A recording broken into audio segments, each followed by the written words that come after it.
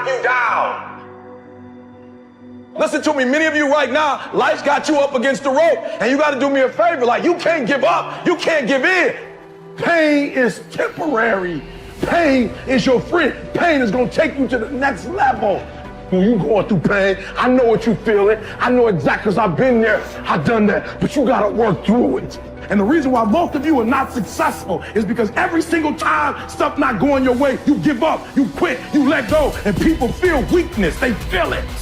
You can feel when somebody's not committed, when they're not all in, when they're not dedicated. And there's another level you get to when you go all in.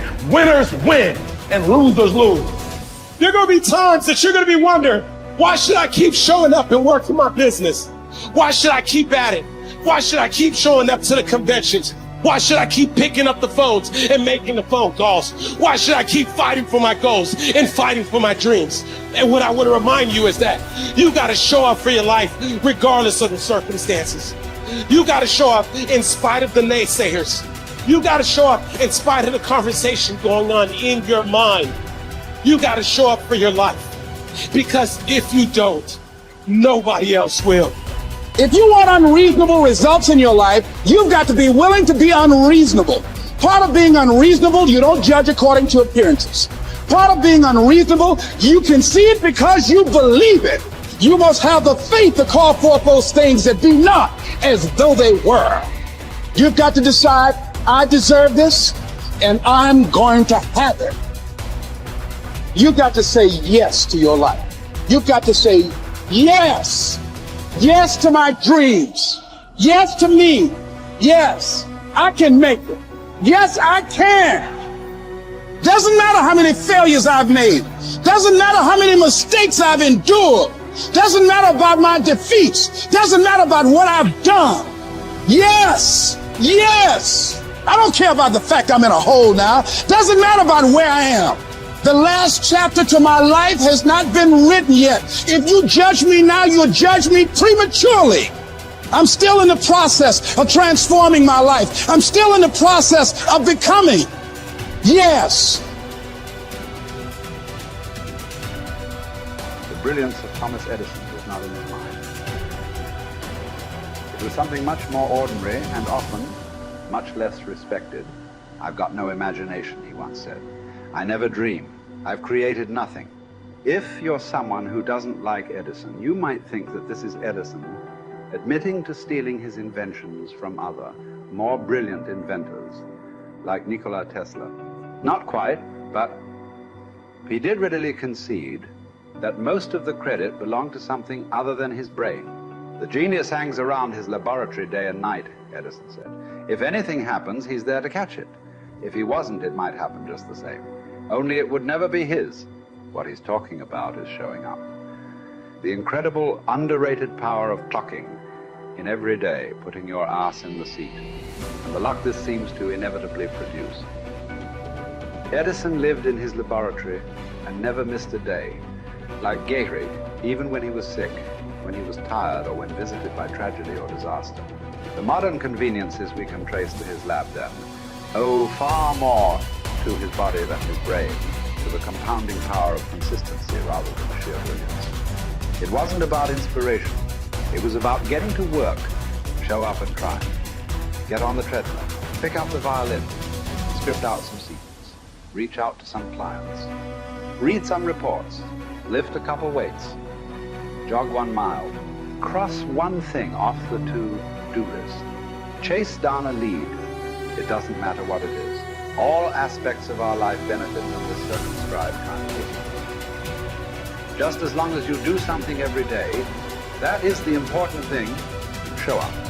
When you're tired, when you don't have to, even if you have an excuse, even if you're busy, even if you won't get recognized for it, even if it's been kicking your ass lately, once something is done, you can build on it. Once you get started, momentum can grow. When you show up, you can get lucky. Is this still hard? Yes. But the good news is that because it's hard, most people don't do it. They don't show up. They can't even do one tiny thing a day. So yes, you're alone out there on the track in the rain. You're the only one responding on Christmas. But having the lead is, by definition, a little lonely. This is also why it's quiet in the morning. You have the opportunities all to yourself. Don't worry about setting any records. Just report for duty. No excuses. And here's the irony. This is also a way to break records. Consistency is a superpower. Day to day, willpower is incredibly rare. Lowell Gettrig was a solid position player and a good hitter. But his success really was rooted in the fact that he didn't miss many days of work.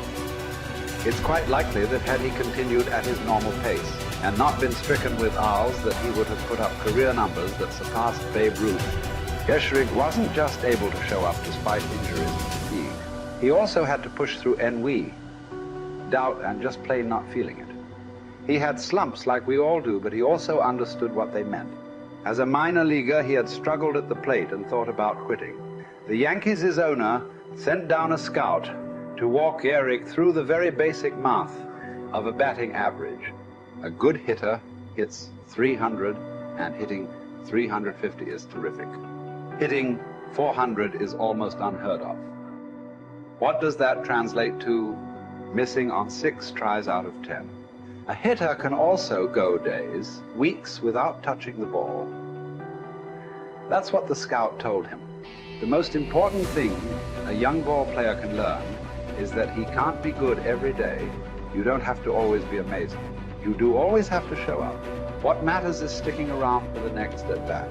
The ability to do that, coupled with the ability to endure what John Steinbeck called dogly days while writing East of Eden. Those days when everything seems out of whack, when you're just not feeling it, when the distractions won't stop, is the first step to greatness, literally. You cannot be great without the self-discipline to do that. One thing a day adds up. Each day adds up. But the numbers are only interesting if they accumulate in large quantities.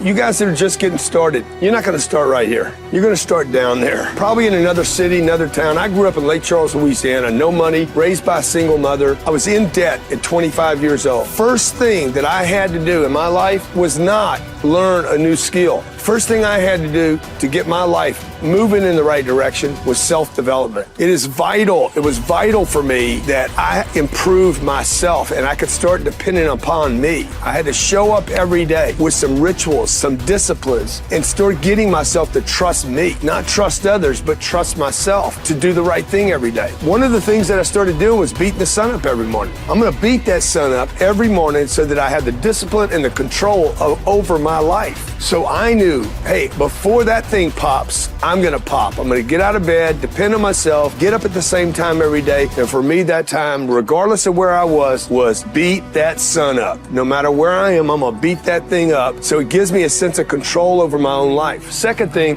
I had to start cleaning up my life and my friends and my environment. When I was younger, between 15 and 25, I was doing crazy stuff in my life. Wasting my weekends. I had the saying, weekends are for the weak. I was drinking, fooling around with a bunch of bad things, bad people. At 25 years old, I cleaned it all up. Quit going to those places. Quit hanging out with people that did not have ethics and discipline in their life. I wanted to build something in my life. I wanted to become someone. And to do that, to become someone in the eyes of the world, just beating that sun up every morning gives me the sense of accomplishment. That I did what I said I was going to do. That I woke up when I said I would wake up. And I start building respect for myself. Start believing in myself so that I can go out into the world. And maybe today when I go into this meeting that I'm dressed for, they'll believe in me as much as I believe in me. And that'll show up in a contract, a deal, maybe even some money.